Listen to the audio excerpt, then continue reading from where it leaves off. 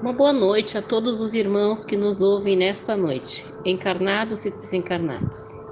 A partir deste momento, vamos asserenando nossos pensamentos, nos ligando ao plano maior e vamos pedir a Deus, a Jesus e a espiritualidade que nos proporcionem bom entendimento da leitura do Evangelho segundo o Espiritismo que vamos ouvir a seguir. Dando continuidade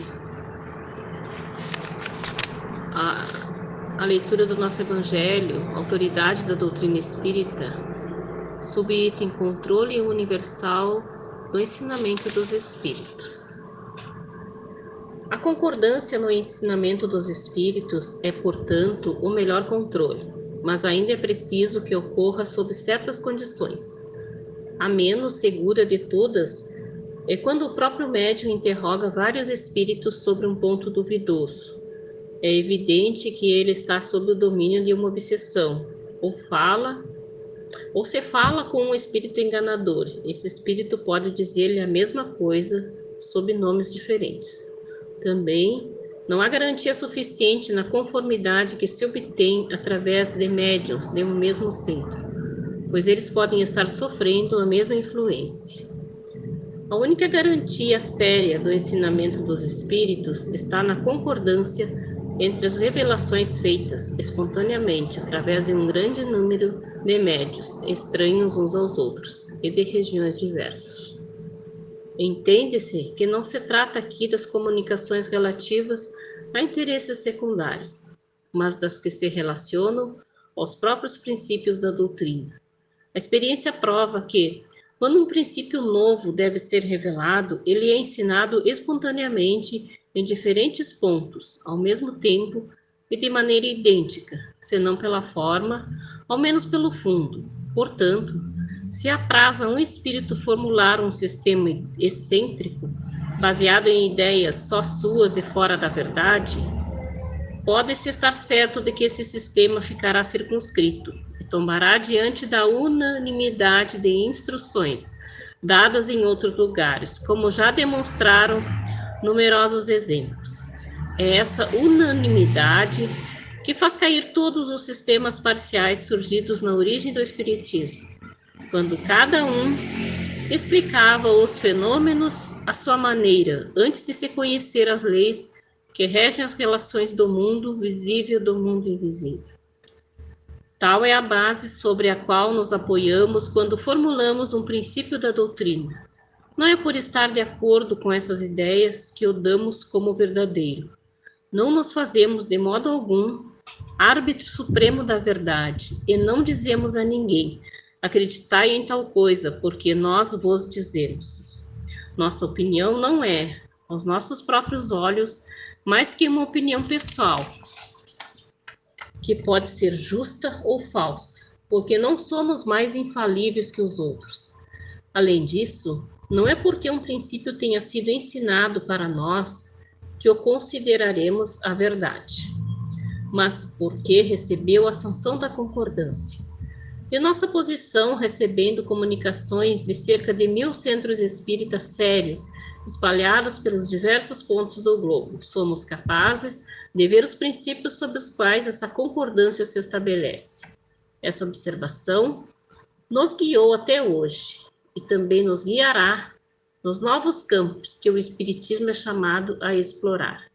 Assim, estudando atentamente as comunicações vindas de diversos lados, tanto da França quanto do estrangeiro, e conhecemos pela natureza toda e especial das revelações, a tendência de se entrar num novo caminho.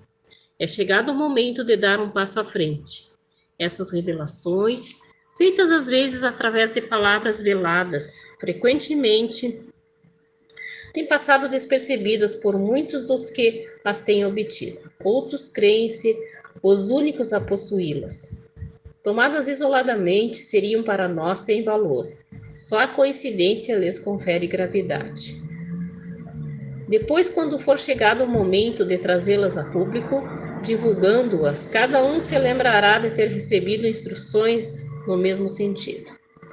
É esse movimento geral que observamos, que estudamos com a assistência de nossos guias espirituais e que nos ajuda a julgar as ocasiões em que devemos fazer algo ou nos abster. Esse controle universal é uma garantia para a unidade futura do Espiritismo e anulará todas as teorias contraditórias. No futuro, procurar-se-á nele o critério da verdade, o que fez o êxito da doutrina formulada no Livro dos Espíritos e no Livro dos Médiuns é que, por toda parte, todos puderam receber diretamente dos Espíritos a confirmação de que os livros encerram. Se os espíritos viessem de todas as partes contradizê-los, esses livros teriam sofrido há muito tempo o destino de todas as concepções fantásticas. Nem o apoio da imprensa os teria salvo do naufrágio, ao passo que, mesmo privados desse apoio, não trilharam menos rapidamente o caminho, pois tiveram o apoio dos espíritos, cuja boa vontade compensou e superou a má vontade dos homens. Assim ocorrerá a todas as ideias que, emanando dos espíritos ou dos homens, não puderem suportar a prova desse controle, cujo poder ninguém pode contestar. Bem, meus irmãos, notamos aqui que a concordância nesses ensinos é o seu controle.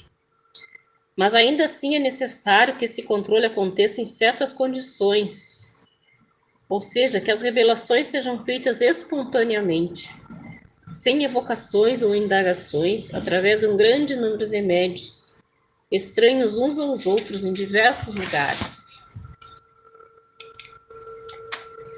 Assim fez Kardec, recebeu milhares de comunicações vindas de muitos países, de 1000 centros espíritas, e usando o crivo da razão, percebendo a concordância entre eles e com a assistência dos espíritos superiores, codificou a doutrina sublime, que nos esclarece o porto no qual vamos chegar, indica o caminho a ser percorrido, como percorrê-lo no conhecimento das leis divinas. Esse controle universal é uma garantia para a unidade futura do Espiritismo e anulará todas as teorias contraditórias. É nele que no futuro se procurará o critério da verdade. Graças a Deus e a esse critério, tão bem enunciado por Kardec, é que o Espiritismo continua, sem alteração em nada do que ele escreveu. Transforma-se, sim, a interpretação, o entendimento cada vez maior em quem se propõe a estudá-lo com perseverança e dedicação, procurando interpretar as situações, os acontecimentos da vida segundo esses ensinos. Percebe-se então a veracidade, a sublimidade, a racionalidade dos mesmos, e o entendimento se amplia em profundidade e em extensão. O que determinou o sucesso da doutrina formulada em O Livro dos Espíritos e O Livro dos Médiuns foi que, por toda parte, cada qual pôde receber diretamente dos espíritos a confirmação do que eles afirmavam. Assim acontecerá com todas as ideias emanadas dos espíritos ou dos homens que puderem suportar a prova desse controle, cujo poder ninguém pode contestar. Alerta Kardec sobre a necessidade de prudência nas publicações de instruções dadas pelos espíritos sobre pontos da doutrina não esclarecidos, no caso de publicações que elas devam ser publicadas como opiniões individuais, mais ou menos prováveis, mas tendo necessidade de confirmação. Há hoje publicações sobre temas não explícitos na doutrina que podemos classificar seus autores espirituais ou encarnados em dois tipos. Primeiro, autores que os apresentam com seus argumentos como hipóteses prováveis.